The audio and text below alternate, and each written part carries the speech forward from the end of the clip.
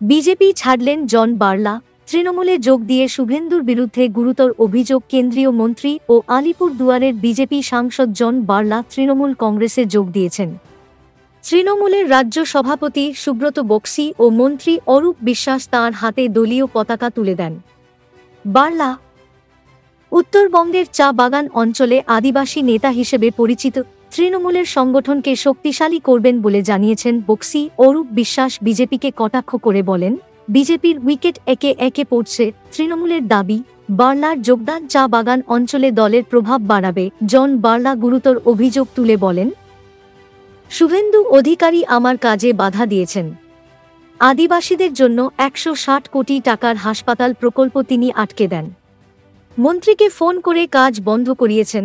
তিনি আরও বলেন, বিজেপিতে আমাকে অপমান করা হয়েছে, তাই তৃণমূলে যোগ দিয়েছি, যারা চা বাগানের শ্রমিক ও আদিবাসীদের জন্য কাজ করছে।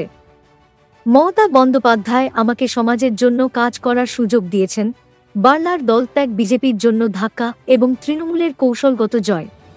শুভেন্দুর বিরুদ্ধে তার অভিযোগ রাজ্য রাজনীতিতে নতুন বিতর্ক তৈরি করতে পারে। উত্তরবঙ্গে তৃণমূলের প্রভাব বাড়ার সম্ভাবনা থাকলেও বিজেপির প্রতিক্রিয়া এখনও স্পষ্ট নয়।